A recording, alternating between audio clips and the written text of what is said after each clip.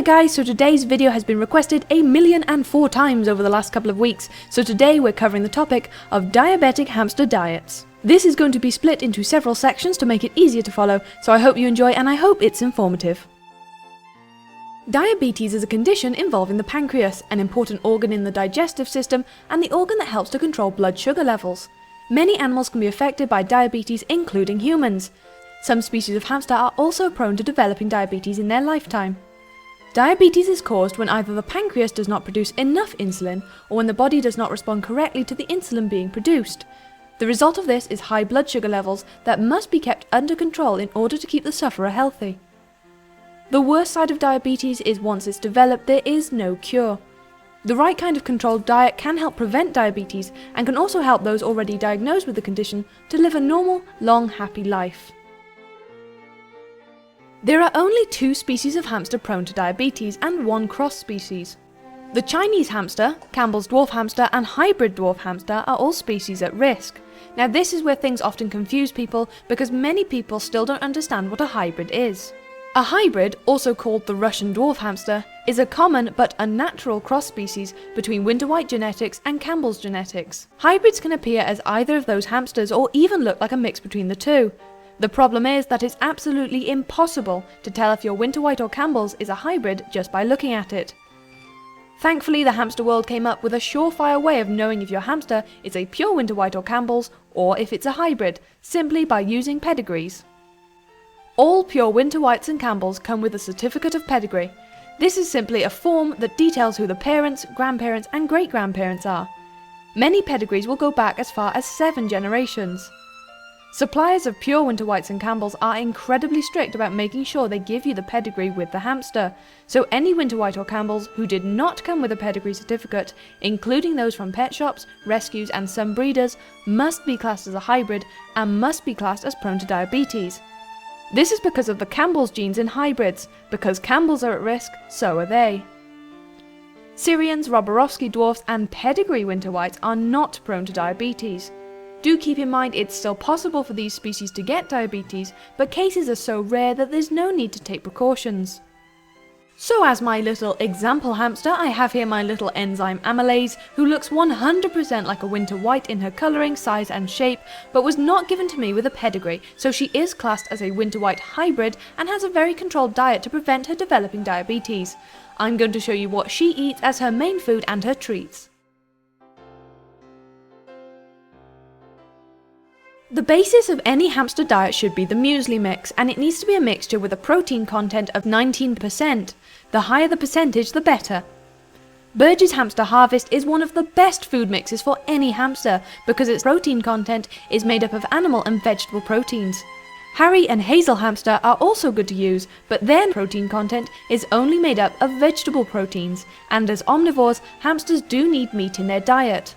The mix I have at the minute is neither of these, because I had lots of leftovers from other commercial mixes I tested, so I've combined these leftovers together. Once this is gone, I will be going back to using Burgess and Harry Hamster. How much you feed of the mix is entirely up to you, but the ideal amount for a 30 to 45 gram dwarf or Chinese hamster is 1 heap teaspoon per day or when the bowl is empty. This may not look like much, but when the other foods are added, your hamster will have plenty to eat. Once you have put the mix in their bowl, the next step is very important. Go through the food and pick out any corn, flaked corn and flaked peas, as these are all high in sugars. Also pick out a few of the sunflower seeds if there are too many, as seeds are again high in sugars and also high in fats.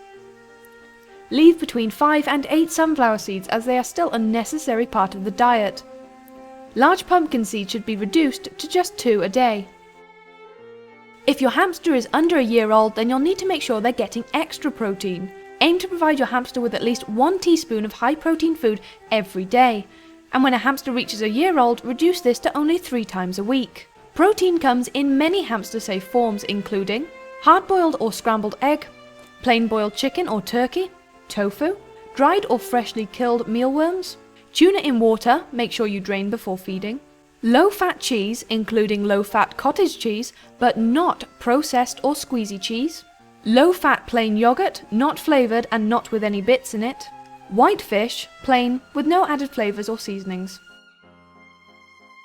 High fibre foods are also good for lowering blood sugar, and whole grain foods help to carry glucose, sugar, to the cells.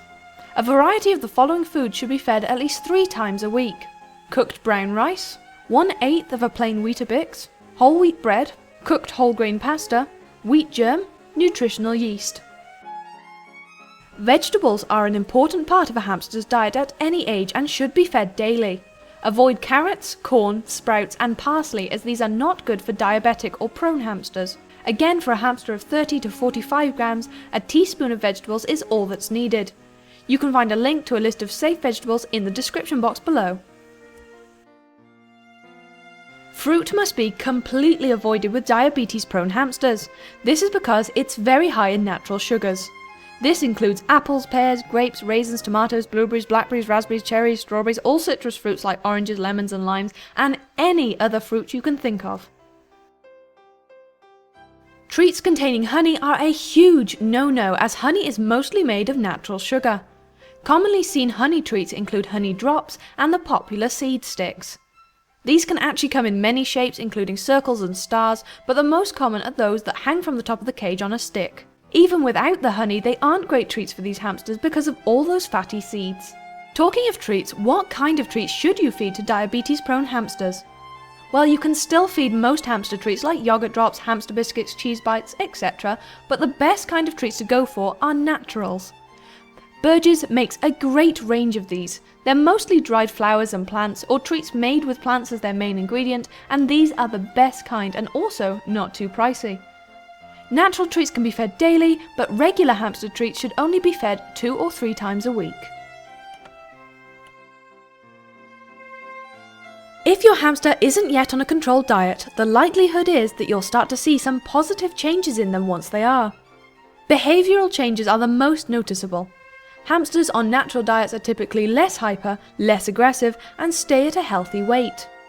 You may notice a small amount of weight loss or gain on changing their diet, and this is to be expected. It's a good idea to weigh your hamster weekly and monitor their weight, as fluctuations can indicate illness, including the onset of diabetes. Keep a diary of their weekly weight so you can track their progress. Remember that a controlled diet can prevent diabetes from developing and can allow your hamster to live a long and happy life. A hamster who already has diabetes will benefit from their controlled diet too, and although they will never be cured of the condition, diet changes will make their lives much easier and longer. If you want to learn more about diabetes itself or read about my experiences with a diagnosed diabetic hybrid dwarf hamster, you can find this and much more on our website www.erinshamsters.wix.com/hamsters. Also, if you know of someone who owns a Chinese hamster, Campbell's dwarf, or a hybrid dwarf, don't forget to share this video with them. Awareness for diabetes in hamsters is minimal, so sharing this information can help not only to educate, but to help save a hamster's life. Thank you for watching everyone, and I'll see you next time. Bye bye.